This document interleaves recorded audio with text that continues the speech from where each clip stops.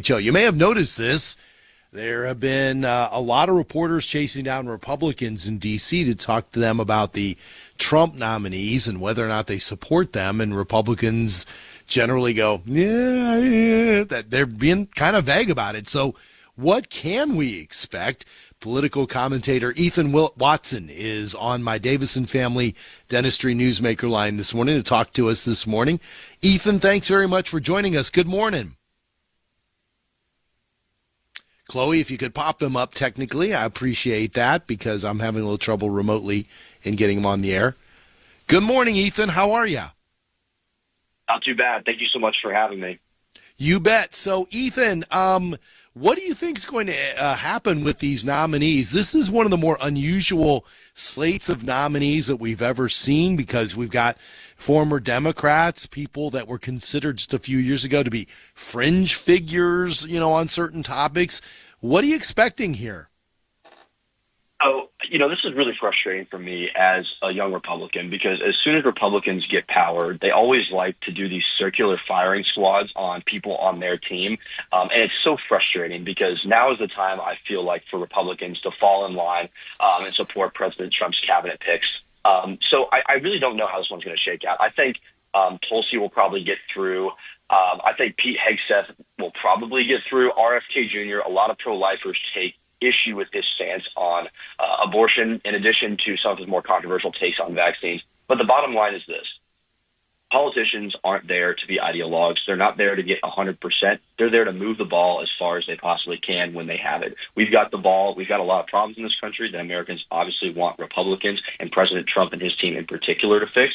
And so I think it's time for these Republicans to fall in line and support President Trump's cabinet picks. I think getting Matt Gaetz out of the way was the right move because his personal foibles distract from the agenda. But these ridiculous allegations against Pete Hegseth, for example, this is standard Democrat playbook. They did this with Anita Hill back in the 90s. They did this with Brett Kavanaugh. They've done this with Donald Trump. We can't give into that because we're giving that weapon back to the Democrats if we let that taint our perception of Pete Hegseth.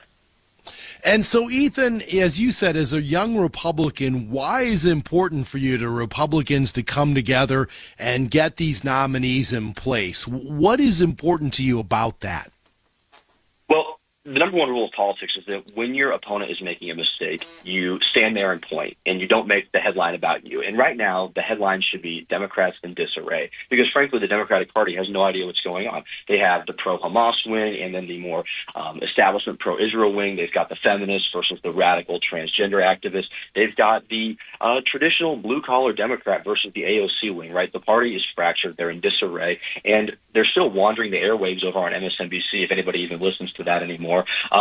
Claiming that half of America is racist and literally Hitler. And so that should be the story. The story should not be Republicans dithering and whining about, well, Tulsi met with Bashar Assad, 5-7 years ago. That shouldn't be the headline. And it's really about optics here. And presenting a national front, or a unified front, rather, is really the important thing to do here. Ethan Watson on News Radio 1040 WHO. Ethan, one of the things that I'm fascinated by, for example, with an RFK Jr. or a Tulsi Gabbard, is these are folks that challenge the status quo.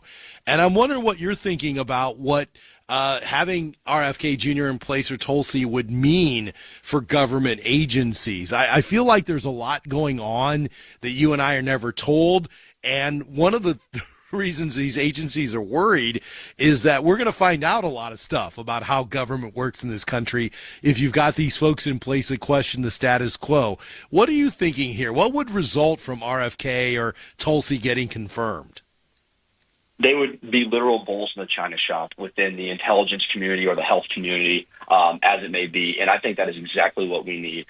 There was a time for conservatives to try to conserve institutions. But that time was 30, 40 years ago when we were losing education and government and the media and entertainment.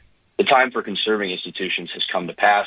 Now is the time to wreck these liberal establishments. We need to shake up. We need to uproot them from the ground up, rebuild them. And that's exactly what people like Tulsi and RFK Jr., who've been targeted by the ruling regime for significant parts of their career, they are the absolute perfect people to go in there and just shake it up. And frankly, these people should be uncomfortable because they should be accountable to us, the people. They haven't been. I mean, the health establishment alone, I mean, they locked us down. They stole some of the best years of my life, high school and college, during COVID for basically no reason.